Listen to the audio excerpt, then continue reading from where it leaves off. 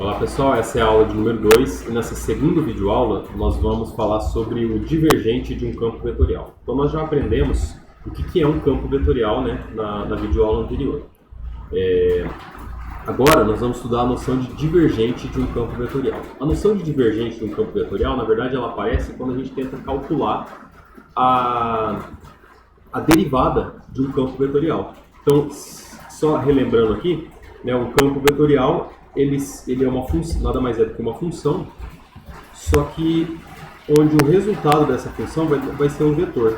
Então, é uma função que depende das coordenadas dos pontos do espaço, e essa função possui três componentes. Uma que eu vou chamar de P, que está na direção I, uma outra que eu vou chamar de Q, que está na direção J, e uma outra que eu estou chamando de R, que está na direção K. Né? É bom lembrar que tanto P, quanto Q, quanto R são funções de x, y e z. Eu não estou escrevendo ali P de x, y, z, Q de x, y, z para não ficar carregando muito a notação, mas todas elas são funções que dependem das três coordenadas do espaço. Tá? Muito bem. E aí funciona mais ou menos assim. Né? Quando nós olhamos para um campo vetorial tridimensional, como por exemplo esse aqui, ó, que nós vimos, né, na última videoaula, ele representa uma distribuição de vetores no espaço. Né? Mas a gente pode se perguntar sobre o fluxo desses vetores. Como assim o fluxo? Porque isso aqui dá uma impressão de que esses vetores eles estão apontando numa direção de uma maneira muito organizada. Né? Então, olhando essa ilustração aqui em específico, isso aqui sugere que esses vetores estão todos emergindo a partir da origem. É como se esses vetores estivessem sendo criados na origem e se espalhando para o restante das direções. Né? Nem todos os campos vetoriais são assim. Existem campos com diferentes formatos e organizações de vetores. Né? Mas a gente pode se perguntar sobre o fluxo desses vetores, então. Para onde que esses vetores estão indo? Será que a gente consegue prever alguma coisa desse tipo? E aí, como que isso funciona? A gente pode imaginar assim, ó. Quando a gente imagina o fluxo de alguma coisa, a gente quer saber se está entrando ou saindo de uma determinada região. Né? Então a gente imagina uma superfície hipotética aqui dentro desse desenho, né? E a gente pode se perguntar se aqui dentro dessa superfície está entrando ou saindo linhas desses campos vetoriais. Né? É claro que em alguns lugares vai ter vetor que está saindo, né, de dentro dessa região, dessa caixa que eu desenhei. Em alguns lugares vai ter vetor entrando, né? E aí a gente precisa fazer um balanço, uma conta sobre tem mais vetor entrando ou tem mais vetor saindo, né? Como que isso funciona? Então essa noção é a noção que nós chamamos de divergente de um campo vetorial. Como que funciona isso? A gente pensa assim, ó. Eu vou imaginar aqui uma superfície fechada, né? Eu vou desenhar essa superfície em formato de uma caixa para facilitar na visualização. Então imagina uma caixa fechada e essa caixa ela está desenhada, imergida dentro de um campo vetorial. Então imagina que tem um campo vetorial, que eu não vou desenhar todas as linhas desse campo vetorial, porque eu nem conseguiria, né? Mas tem um campo vetorial aqui. E essa caixa está dentro desse campo. Né? E aí, eu vou precisar também saber o que acontece lá atrás, né? Então vamos dar uma noção de perspectiva aqui. E aí imagina a seguinte coisa, né? Tem vetor entrando aqui dentro dessa caixa, tem vetor entrando por aqui, tem vetor que está saindo, né? Tem vetor que está entrando por outro lado, enfim, tem uma confusão, né? Vetor entrando, vetor saindo aqui dentro. E aí nós podemos nos perguntar qual é o fluxo final, né? Qual é o fluxo líquido de campo vetorial que entra e que sai de dentro dessa caixa. A gente contabiliza positivo quando o fluxo está entrando e negativo quando o fluxo está... Aliás, positivo quando o fluxo está saindo, negativo quando ele está entrando. Né? E aí fazendo esse balanço a gente consegue prever mais ou menos de se está entrando bastante ou não. Acontece que essa noção aqui ela é uma noção um pouco global, no sentido de que ela depende do que está acontecendo numa região. E quando a gente quer analisar uma função, a gente precisa saber o que acontece com essa função ponto a ponto. É importante saber o comportamento dela em cada ponto. Né? Quando nós falamos de função escalar, campo escalar, e a noção de derivada. A derivada é uma operação que nós fazemos num ponto, a gente calcula a derivada sempre num ponto da função. Né? Então aqui eu quero saber como que a gente faz para calcular, né, o fluxo, a quantidade de campo que está entrando ou saindo de um ponto e não de uma região extensa como essa. Quando eu penso numa região extensa como essa daqui, dá para a gente visualizar, né, imaginar que está entrando, saindo, essa coisa toda. Mas como que eu generalizo esse resultado para um ponto? A generalização é feita quando a gente começa a pegar esse volume aqui e diminuir ele de tamanho. Então imagina que essa caixa aí a gente pode diminuir ela, fazer ela bem pequena. Pequena, pequena, pequena, tão pequena quanto se queira. No limite do volume da caixa indo para zero, no limite do volume da caixa indo para zero, nós temos exatamente o fluxo que está entrando ou saindo, né, num ponto desse campo vetorial. E essa operação ela pode ser obtida a partir de um cálculo matemático que envolve as derivadas do campo vetorial. Esse cálculo é o que nós chamamos de divergente. O divergente é o que mede precisamente esse fluxo pontual do campo vetorial. E como que a gente calcula o divergente? O divergente ele é dado por essa conta aqui, ó. A gente usa o operador diferencial del, que nós já falamos sobre ele lá na aula anterior, né? Esse operador diferencial ele tem esse formato, ó. Ele é a derivada em relação a x na direção y, mais a derivada em relação a y na direção j, mais a derivada em relação a z na direção z, né? Então veja assim, isso aqui é um operador, ele não faz sentido sozinho, né? A derivada não faz sentido sozinho, ele só faz sentido quando aplicado em alguma coisa. Então esse operador ele pode ser aplicado, por exemplo, numa função escalar. Quando a gente aplica numa função escalar, isso aqui é o que nós chamamos do gradiente da função escalar, né? Então isso aqui é o que nós chamamos de gradiente de um campo escalar, né? Nós já estudamos o vetor gradiente, vimos várias propriedades dele e tal. Mas esse operador aqui ele pode ser aplicado também num campo vetorial. Então o que acontece quando a gente pega um operador como esse e aplica num campo vetorial, como é o caso dos campos que nós estamos estudando agora, né? Então eu vou pegar aqui e vou aplicar num campo vetorial que eu vou chamar de A, né? E aí, veja, isso aqui é um vetor. Isso aqui também é um vetor, né? Então, que operação é essa que envolve dois vetores? Operações envolvendo dois vetores existem duas. Existe o produto escalar e existe o produto vetorial entre vetores, né? O produto escalar entre dois vetores dá como resultado um número. E isso aqui faz todo sentido, porque se a gente está calculando o divergente ele vai falar para a gente a quantidade de fluxo de campo que está entrando ou saindo de uma região. Então, se nós estamos pensando em quantidade, é muito natural pensar que essa quantidade seja quantificada por um número e não um vetor, né? Então, essa operação aqui, ó, do divergente do campo vetorial, que nós damos um nome para ela, né, é fazer o produto escalar do operador diferencial del com o campo vetorial A.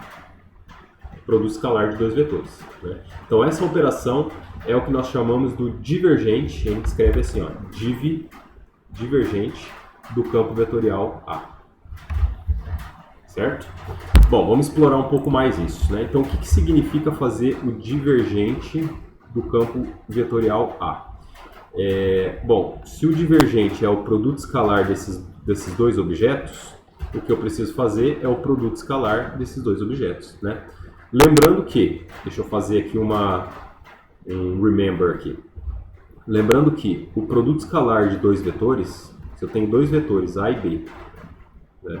Para a gente fazer o produto escalar, a gente faz a seguinte coisa. Se eu posso escrever o vetor A em termos de componentes, deixa eu abrir aqui. Esse quadradinho aqui não vai ser o suficiente, eu vou precisar de um maior. Depois eu faço o quadradinho. Então, se o vetor A tem componentes AX, AY, AZ,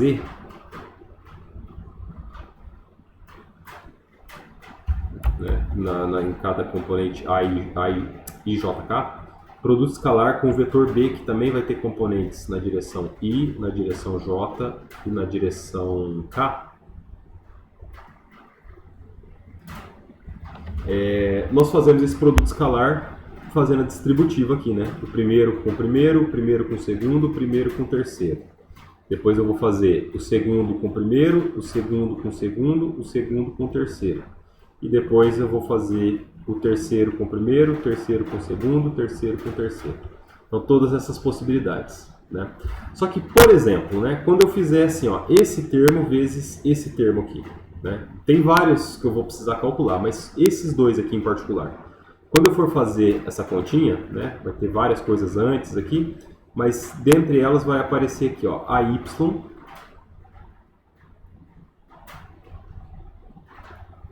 AYJ que multiplica BZK, né? Então eu vou colocar os coeficientes aqui para fora, AY vezes BZ, e aí vai sobrar o produto escalar de J com K. Porque isso aqui essa multiplicação aqui representa o produto escalar, então esse vetor, produto escalar com esse, né? Legal. Opa, o que eu estou apagando? É isso. Mas aí vai ter um monte de coisa aqui ainda, né? Mas percebem que esse termo aqui não contribui para a soma, porque o produto escalar de J com K é zero. São dois vetores ortogonais, então o produto escalar entre eles vai ser zero. Pelo mesmo motivo, o produto escalar de I com J dá zero, I com K dá zero, J com K, J com I, dá tudo zero. A única coisa que não vai ser zero é o I com ele mesmo, o J com ele mesmo, o K com ele mesmo, né? Então, de todos os muitos termos que tem nesse produto escalar, só tem 3 que vão sobreviver, que é quando eu fizer AX vezes BX e produto escalar com I, mais AY vezes BY, J, produto escalar com J, mais BZ vezes... não, AZ vezes BZ, K, produto escalar com K, né? Agora, o que dá o produto escalar de dois vetores paralelos, como é o caso de I com I, J com J, K com K? O módulo dos vetores tem tamanho 1, o ângulo entre eles é 0, o cosseno de 0 é 0, o resultado dessa conta é 1. O resultado dessa conta aqui é 1, o resultado dessa conta aqui é 1. Então, o que sobra como resultado? Que esse produto escalar que a gente está tentando calcular vai ser o AX vezes o BX, mais o AY vezes o BY, mais o AZ vezes o BZ. O produto escalar fica simplesmente, né, componente X com componente X, componente Y com Y, Z com Z, né, e soma todo mundo. E o que isso tem a ver com o divergente que a gente está tentando calcular aqui? Bom, o que isso tem a ver é que essa conta aqui pode ser feita usando essa mesma propriedade. Agora que a gente já discutiu ela, deixa eu diminuir ela de tamanho, deixar aqui guardadinho, né? Então, isso quer dizer que a gente pode fazer a seguinte continha. Isso aqui vai ser a derivada parcial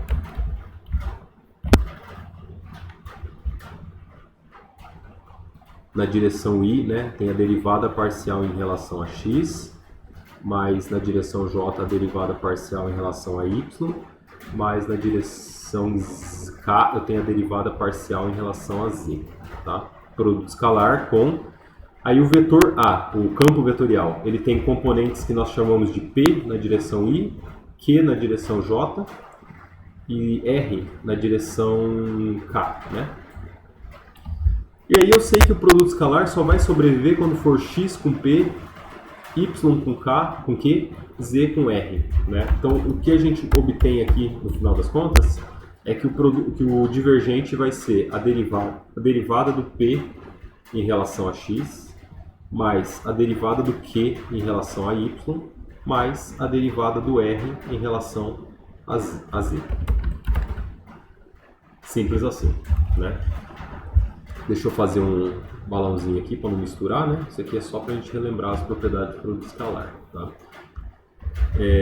Aqui, agora, eu vou começar a colocar uma notação um pouco mais precisa, tá? Eu não vou ficar escrevendo toda hora que é uma função de x, y, z, porque isso aqui agora está subentendido. A depende de x, y, z, mas eu não vou ficar escrevendo A de x, y, z para não ficar carregando muita notação. Então, esse nosso campo, ele tem componentes que eu, ao invés de chamar de P, Q e R agora, eu vou chamar de componente x, que está na direção I, mais componente y, que está na direção j, mais componente z, que está na direção k, né?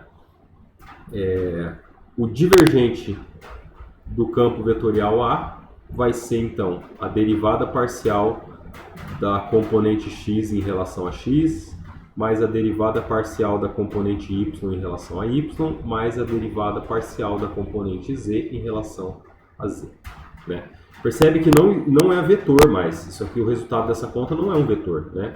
Isso aqui é um número, isso aqui é um número, isso aqui é um número. Soma esses três números e o resultado vai ser um número. Né? Esse é o divergente do campo vetorial, que tem essa noção de fluxo aí, que é o que a gente está tentando, que a gente está discutindo. Tá? Como exemplo, vamos pegar aqui um campo vetorial. Tá? Então, exemplo, considera o seguinte campo vetorial. É o campo que é x menos y na direção y, mais z ao quadrado mais x na direção j, e x, y, z quadrado na direção k.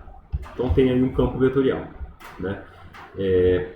Para cada ponto do espaço, eu tenho um trio de números x, y, z, né? E isso aí vai dar um vetor que a gente pode calcular. Né? Se eu quiser calcular o divergente desse vetor, o divergente desse vetor também, ele vai ser um número diferente em cada ponto do espaço. Né? Mas de forma geral, a gente pode escrever o seguinte, que o divergente vai ser a derivada parcial em relação a x da componente x, que nesse exemplo aqui é só x menos y. Né? Mais a derivada parcial em relação a y da componente y, que nesse exemplo é z ao quadrado mais x. Né? E por fim, a derivada parcial em relação a z da componente z, que é x, y, z ao quadrado. Tá? Então vamos fazer essa continha? O divergente do campo vetorial A, portanto, vou colocar mais para baixo aqui, não posso diminuir, né? Então o divergente do campo vetorial fica, portanto, da seguinte maneira. Eu posso escrever div de A, né? Ou posso escrever assim também, são duas notações diferentes, mas representam a mesma coisa. Tá? A derivada parcial em relação a x disso daqui é 1, primeiro termo, mais a derivada em relação a y do segundo termo é 0, né? Porque não tem y aqui, então é 0. Mais a derivada em relação a z disso daqui. Derivando isso aqui em relação a z, é a derivada do z ao quadrado, que é 2z vezes xy. Então vai ficar 2x vezes y vezes z. Então, o divergente do campo vetorial A, ele é dado por essa fórmula aqui, ó, 2xyz.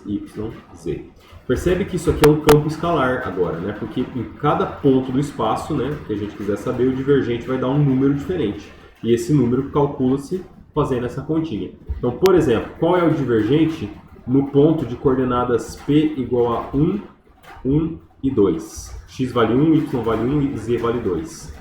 O divergente nesse ponto vai ser 1 mais 2 vezes o x vezes o y vezes z. Né? Fazendo essa conta dá 4, 5. O divergente dá 5 unidades. Né? E eu posso calcular o divergente em qualquer outro ponto, né? O resultado vai dar diferente, mas a ideia é sempre a mesma. Legal? Então essa é a ideia do divergente de um campo vetorial. O divergente é uma espécie de derivada, porque envolvem derivadas do campo vetorial. Né? Só que é uma maneira específica de fazer essa derivada. Essa derivada foi obtida fazendo o produto escalar do operador del com o campo vetorial. Existe outra maneira de combinar dois vetores, que é fazer o produto vetorial entre eles. Só que quando a gente faz o produto vetorial de dois vetores, o resultado dá um terceiro vetor. Né? Então o que acontece se eu pegar o operador del e fizer o produto vetorial com o campo A? Né? Isso aqui é um outro tipo de operação, um outro tipo de derivação que pode ser feita, e que nós chamamos de rotacional, que é o tema da nossa próxima videoaula. Legal? Então vejo vocês lá. Até mais.